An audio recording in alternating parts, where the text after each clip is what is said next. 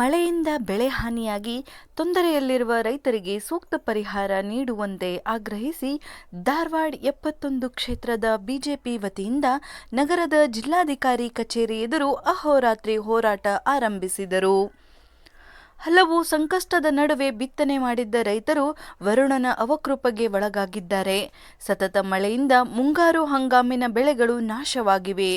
ಈ ಬಗ್ಗೆ ಅಧಿಕಾರಿಗಳ ಮೂಲಕ ಸರ್ಕಾರದ ಗಮನಕ್ಕೆ ತಂದರೂ ಯಾವುದೇ ಸ್ಪಂದನೆ ಸಿಕ್ಕಿಲ್ಲ. ಇದರಿಂದ ರೈತರು ಕೃಷಿ ಮಾತ್ರವಲ್ಲದೆ ಜೀವನ ಸಾಗಿಸುವುದು ಸವಾಲಾಗಿ ಪರಿಣಮಿಸಿದೆ. ಈ ಹಿಂದೆ ಬಿಜೆಪಿ ಸರ್ಕಾರದ ಅವಧಿಯಲ್ಲಿ ಅತಿವೃಷ್ಟಿ ಆದ ಸಂದರ್ಭದಲ್ಲಿ ರೈತರಿಗೆ ಪರಿಹಾರ ನೀಡಲಾಗಿತ್ತು. ಆದರೆ ರಾಜ್ಯದಲ್ಲಿನ ಕಾಂಗ್ರೆಸ್ ಸರ್ಕಾರ ರೈತರನ್ನ ಕಡೆಗಣಿಸಿದ್ದು ದುರದೃಷ್ಟಕರ. ಆದ್ದರಿಂದ ಸರ್ಕಾರ ಕೂಡಲೇ ಸೂಕ್ತ ಬೆಳೆ ಪರಿಹಾರ ಬಿಡುಗಡೆ ಮಾಡಿ ನೆರವಾಗಬೇಕು. ಇಲ್ಲದಿದ್ದರೆ ಹೋರಾಟ ತೀವ್ರಗೊಳಿಸಲಾಗುವುದು ಎಂದು ಎಚ್ಚರಿಸಿದರು.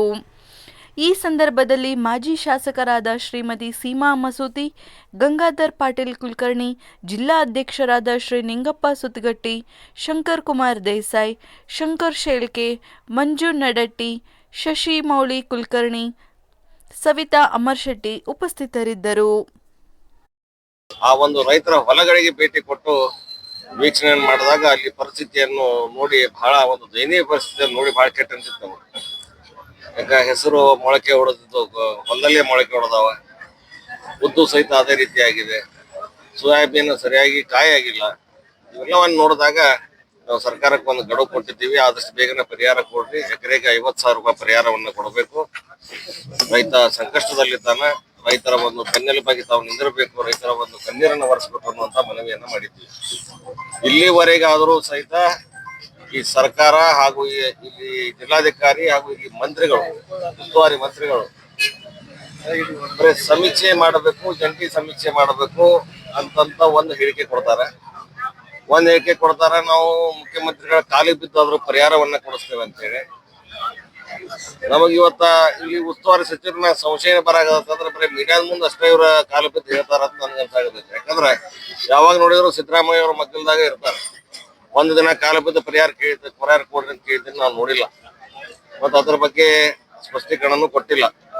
ಆಮೇಲೆ ನಿನ್ನೆ ಇವತ್ತು ಒಂದು ಮಾಧ್ಯಮದಲ್ಲಿ ಇವತ್ತು ನೋಡಿದ್ದೇನೆ ಪೇಪರ್ನಲ್ಲಿ, ಜಂಟಿ ಸಮೀಕ್ಷೆಯನ್ನ ಮಾಡ್ತೇವೆ ಅಂತ ಹೇಳಿ ಬೆಳೆ ಒಂದು ನಷ್ಟದ ಬಗ್ಗೆ.